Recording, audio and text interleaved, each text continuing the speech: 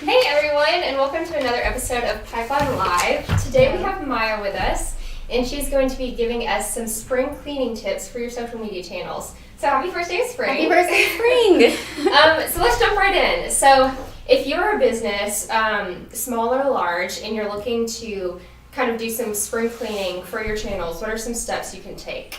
Okay, so it's not New Year's anymore. It's already March. We're well into the year. Well into the year. That fresh, clean slate feeling is gone, and I know I can say a lot of my pages and accounts, maybe they've gotten a little messy, a little disorganized. It's okay, we're going to work on that today. So I think a good place to start is just a good old-fashioned checklist. Yeah. Okay, so we made our own checklist for you to refer to right here. I'm going to pull it up so you can actually see it on the screen. Okay.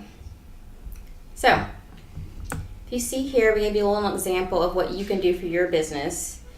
We included a few channels and a few steps you can take just to check. And a lot of this you might already know, but it's good to just go in and know for sure, is my bio right? Okay, is our story right? So, let me click over to Pipeline's Facebook just to show you a few things you can do. I'm going to refer to the list while I do this. Okay, so when you're on your own Facebook for your business, you want to look at your cover photo. Is it what you want it to be? Is it time to update it? Right. You want to just generally look around here. Is your Our Story filled out? If you haven't done this yet, I like this little part. You can just add a short snippet about your business, what you're about. We have our mission on here, what we do for our clients. And it's a good place just to add some extra info that your fans can come and read real quick. You don't want it to just be blank. So fill that out, make sure that looks good. Have a nice picture there. What else can we look at? Okay, so I'm going to click over to, actually let's go to our messages. Let's go in there. So I have a bad habit of just letting the inbox fill up forever because I never want to delete anything. And the problem there is that it's hard to stay clear on things when they come in. It's just hard to know what's going on. So I like to go in here and look at my messages. If I'm done with them, if I need to make note of them somewhere else and put the information somewhere else. But then once I do that, I go ahead and I check it off. Right. You don't need to have it completely filled up. So I already started doing this process before, and on my Instagram tab I had it completely filled and I really didn't need them. And so just having it clean with nothing there just makes me feel so much nicer and fresher. So I recommend just going in there and doing that for your business. Okay, so I'm going to pop over to, where am I going to go now? And of course, you want to answer your outstanding messages and comments too. If you have anything that's just been sitting there for a while. That's important. You might want to answer those. So Or you check them off. answer them first. So another thing you can do is, let's see, go to your settings. There's a ton of settings in here, as you might already know, that you can go through and just take a look. And a lot of your things may already be filled out, but maybe it's just been a while and you're not really sure if everything's is accurate anymore. So you want to go through and look at, let's go to page info. So yeah, make sure your description is right. Make sure your phone number is still right. Make sure your website's in there. Just make sure everything that's important to you and your business is filled out in here. Don't have, if you've updated your hours, if you have spring hours, of course, update that today. And go through all of these tabs and make sure everything is right. Maybe you haven't even looked into all of them, but there's a lot in there that could be important for your business. Another thing that's important is this tab section. I know sometimes ours gets a little messy because sometimes it'll change, or sometimes we'll have tabs that aren't relevant anymore. You want to go in and make sure yours makes sense. So you can get to there from the settings page as well. You just go to templates and tabs, and you want to come in here and see, okay, so what tabs could you move around? For example, we don't want to have, for us, we're not going to have events at the very top because that doesn't really make sense for us. We don't really have events at Pipeline, so we're not going to have that at the very top. We might not even necessarily need it. A lot of these tabs, you can go in and you can just turn them off. And so you don't have a tab list that's just super long. Also, you can add different tabs just by clicking that button, seeing if there's anything good for you to add, shop, offers, I know when I was in here looking, there was a live video feature that or a live video tab that I never thought to add because we just started doing live videos, recently. And so I was like, I need to add that. And so now I have those there. Let me click over to it. So when people come to our page, they could just click right to our live videos. So yes, just go in there and see what settings you can edit. And let's see here. Let me go back to the checklist. So yeah, I think it's good exercise just to make sure everything's clean and tidy. Make sure you can say yes for sure. This has been cleaned up. I've looked at my Twitter bio in the last year. I've looked at it. And the only thing I would probably add is making a little list on the back of things you may have been procrastinating on. Maybe you've wanted to do a contest for a while. Maybe you've wanted to try a new channel and you just haven't gotten to that yet. I think that's okay as long as you kind of just make a decision on it now. I think that's a good time of year since we're coming down this first quarter. Just to make decisions on things you want to do coming up. So is there anything else I want to add about that? Yeah, I encourage you to make your own checklist. This isn't exhaustive. You might have some other channels you want to add to that, maybe Pinterest, LinkedIn, anything you have, obviously, and maybe build on our checklist and get things cleaned up. Awesome. Okay, so this is a great place to start, and once you have your channels kind of spring cleaned, could you give us some ideas of where you can find inspiration weekly for new post ideas or new content? Yes, I can. Okay, so once you feel like everything is clean and tidy and you feel like you're in a good place, if you have a few new ideas you want to try, all your accounts are down to 0 as far as tidying. Maybe you're not trying to like revolutionize your strategy. You already kind of know what you want to post about, but you want to just get some new fresh content. Ideas to kind of put in there. I think a good practice to do is what I like to do is maybe every Friday, it's the same time every week. I like to go through a list of things that help me think of new ideas, things that inspire me. So maybe once a week you can do it 15 minutes every day. You can do it for an hour in a week. It's up to you depending on how much time you have. And you want to make a list of things that help you find ideas. So for me, what I like to do is on any given Friday, at the end of the day, I'll search for blog articles that pertain to social media. For example, Social Media Today is a great resource for us. Obviously, we do social media. I think this is good for you to check out too because you can get updates you might not normally see. I come on here once a week just to read about updates with Facebook, updates with Twitter, what's going on Instagram. Some things don't always apply, but it makes me feel like I know what's going on, so I can post with better confidence knowing that I know about certain updates and I'm not doing irrelevant things or you're familiar with what's going on in the social sphere. So look through that. We'll put the links in the comment section too, so you can remember to check back. I also like to check the Preview app blog. If you haven't heard about this blog, it's really cool. It has a lot of ideas for Instagram. I'm going to scroll through just a little bit so you can see it. Let's see, what looks good? It gives you a lot of advice on how to make your captions better, how to choose the right hashtags, a lot of different things, how to make better Instagram stories, and a lot of times I see great articles of how to do little things that you might see on Instagram that you might want to incorporate, and you just might not know how. And a lot of times it's really simple, and I think the Preview app is really good at laying it out really simply. So get on there, get you some new ideas. It's helpful. Yes. So let me see. All right, next. What do I do next?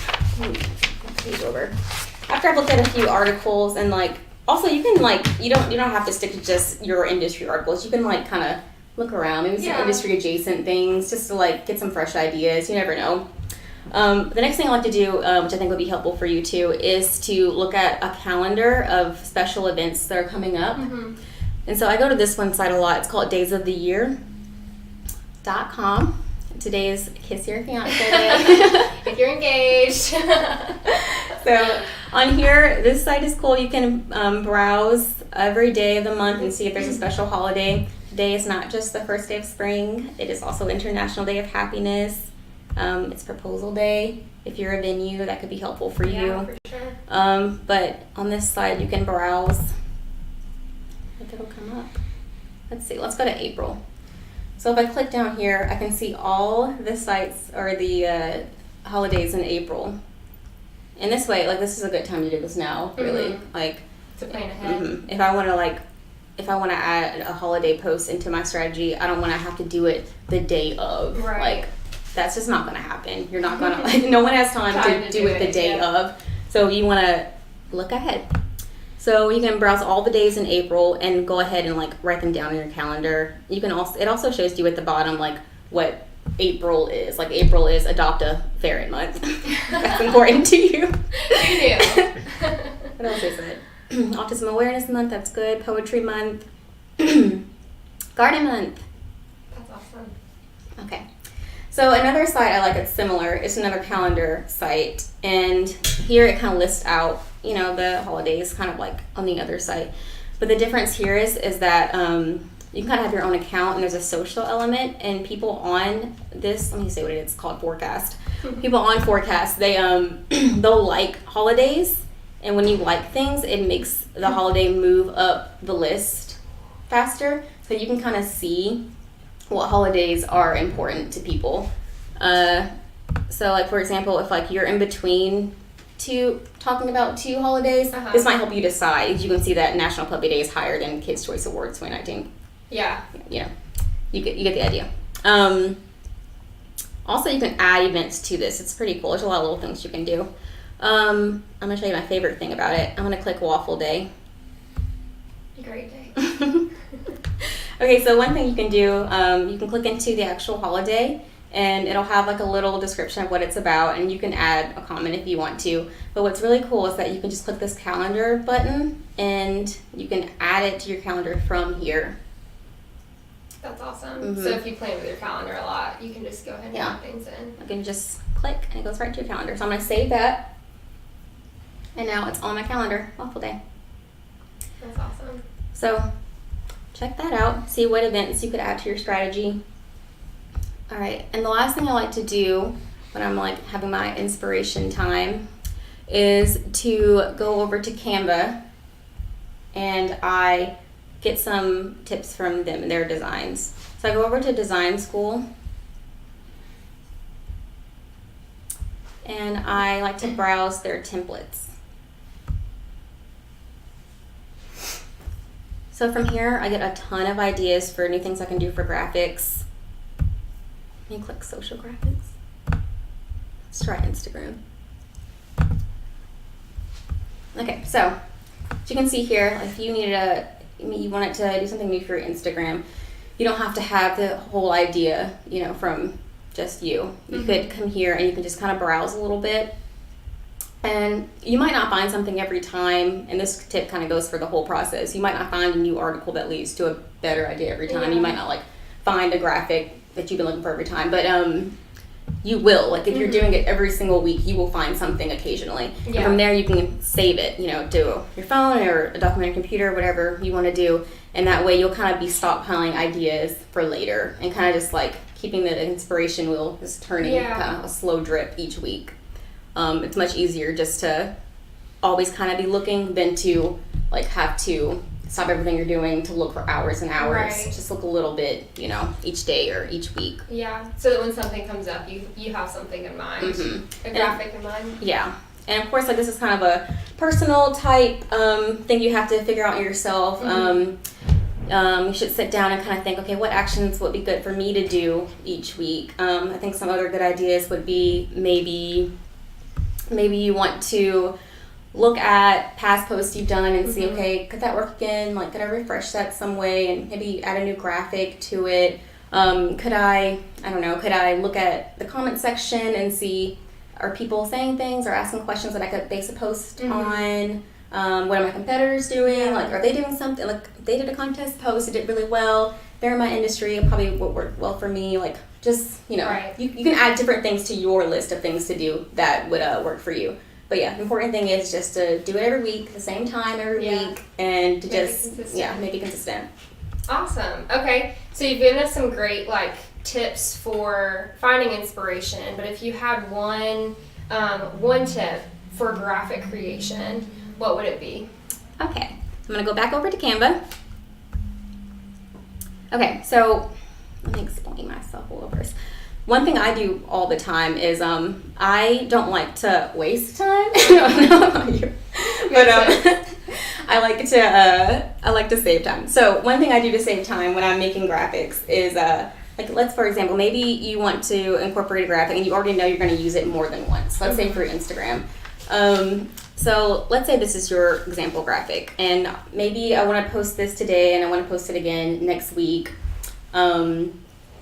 I don't want to go to like a stock photo site and just download one photo. I want to do like 2 or 3.